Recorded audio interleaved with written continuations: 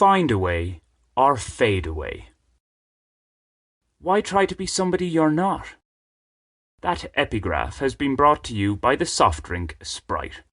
Okay, the brand wasn't the first to use it, but I do recall its TV advert, commercial if you prefer, from the early noughties where it was the central theme. And in attributing it to Sprite here, maybe they'll reward me for the mention. Financially, that is. I'm not a fan of such saccharine soft drinks. Marketing matters aside, it's sound advice.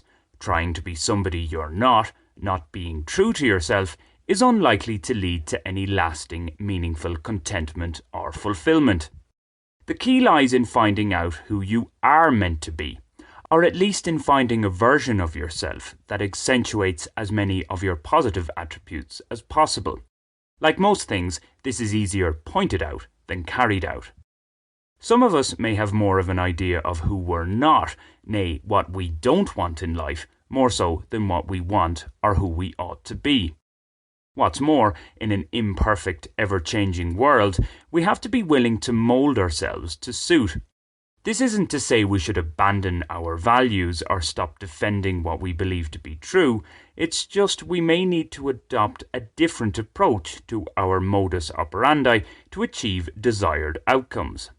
However, this has to be done, to come back to the motif here, in congruence with ourselves. From a job perspective, I've expressed before how I'm not the best at working for people. I prefer to work with people, i.e. having the same level of input as possible and practical in whatever we're undertaking. Partners, basically. It's why I found the marketing agency model particularly toxic, doing somebody else's tedious, dirty work, often having to be economical with the truth in the process and getting very little credit for it. Indeed, on the whole, the wage slave system is anathema to me. There are, though, some gigs, at least on paper, for which I'd give up the relative independence that I currently enjoy. Ireland's national broadcaster, RTE, is showing fierce pig-headedness in not approaching me about that vacant The Late Late Show host position. My many concerns about today's digital revolution notwithstanding, one hope is that it will provide more opportunities for people to throw off the wage slave shackles, addressing a societal ill that became particularly acute in the Industrial Revolution. A world freed from wage slavery was one aspiration expressed by the 2006 Nobel Peace Prize winner Muhammad Yunus at a forum in Bogotá in November 2022. While I haven't had the opportunity to read Yunus's book, A World of Three Zeros, The New Economics of Zero Poverty, Zero Unemployment and Zero Net Carbon Emissions, going by his Bogotá talk, one element to zero unemployment is creating the conditions for self-employment. It certainly sounds appealing, making it an effective reality is another matter. One passage from Yunus's tome which I found in an online review only serves to highlight, so I believe, the difficulties of ditching the current system. When you become an adult, you offer yourself to the scrutiny of the job market. A job is your destiny. If you miss it, you show up in the breadline. Nobody tells young people that they are nature-built to become entrepreneurs rather than waiting in line to get hired.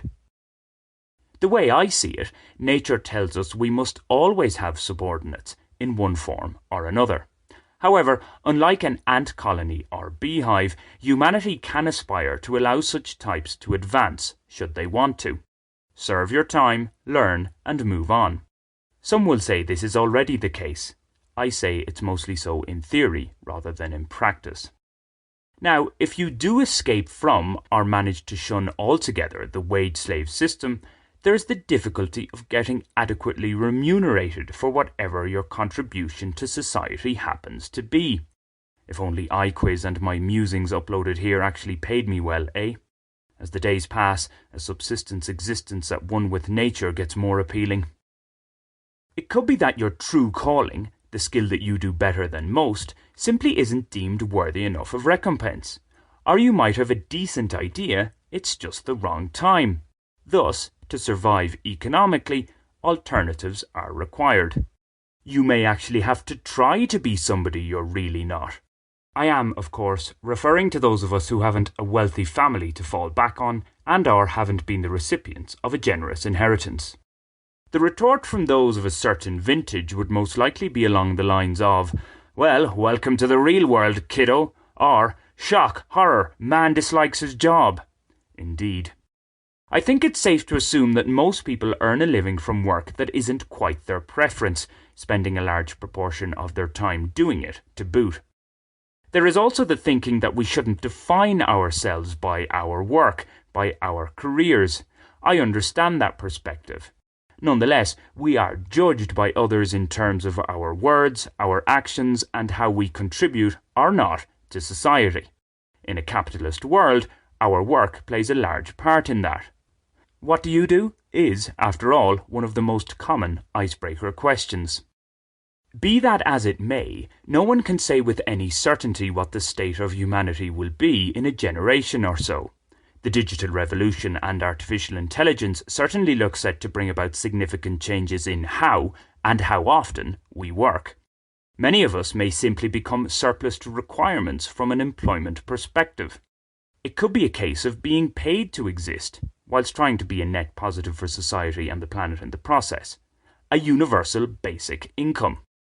Should, though, the more damaging predictions of the effects of climate change come to pass, perhaps coupled with some other major disasters, then many may be forced into that subsistence existence at one with nature I mentioned earlier.